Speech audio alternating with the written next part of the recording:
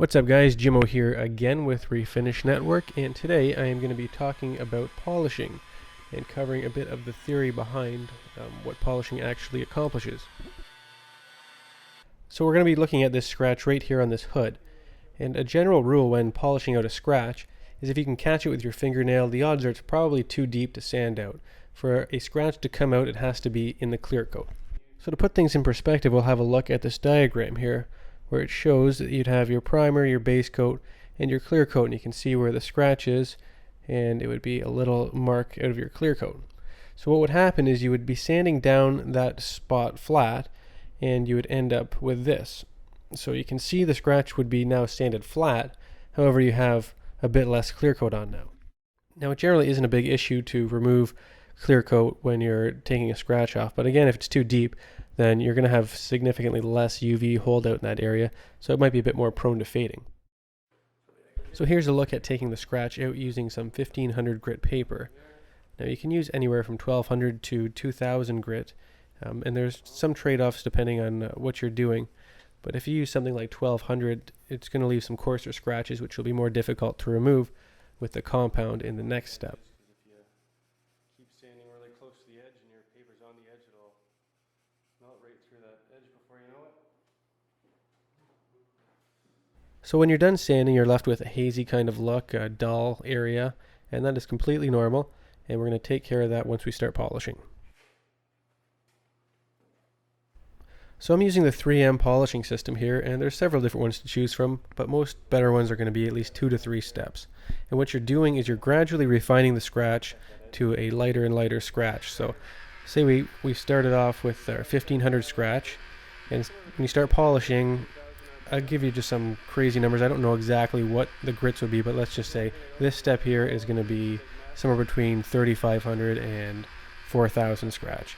And when you get to the next step, it'll be between 5000 and 6000, and the next step will be 7000 and 8000. So you're gradually refining that scratch to a smaller and smaller scratch until you're left with nothing but a perfect shine.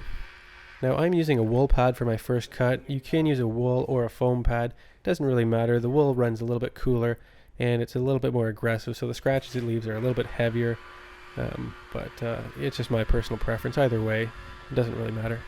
So I'd be using a heavy compound for my first cut. It could be either a rubbing compound or an extra cutting cream that might be labeled, but it would be a compound that's going to leave heavier scratches.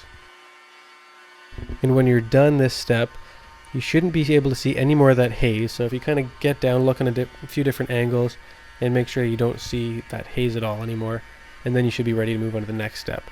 At this point, your finish, it should kind of have that shine back, but it's going to have some heavier scratches that you can still see.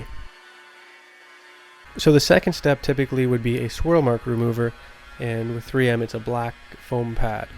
And this is going to be just a lighter compound than the other one, so this will work to take out the heavier scratches from what we just did with the white one. So if we left the scratches the way they were and just drove it this way, you'd have the heavier scratches in it, but you'd also probably see a lot of swirl marks, kind of hologram looks to it. And this step here should take somewhere between 3 to 4 minutes to do. You just kind of keep going over it until those heavier scratches have completely disappeared. So once you think you're done, wipe it down, have a look, make sure that it's looking pretty well near perfect before you move on to the final step.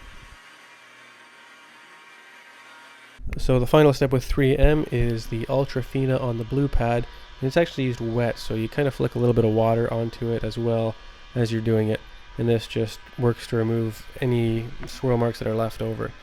Now if you're on a budget, or if it's a vehicle that isn't such a dark finish, like you could get away with just stopping after the swirl mark remover, assuming it was on a lighter finish. Most people wouldn't notice much difference, but when it comes to a black, black really shows everything, so this is where you really want to make sure you're doing the final step, and that's going to give you that showroom finish when you're done. That's it for today, guys. Thanks for watching, and don't forget to click like and leave me a comment. And don't forget to check out my other polishing videos, including this black car. I have a video that I've done with polishing this car complete, so if you want to see the entire process, then check that one out. Later.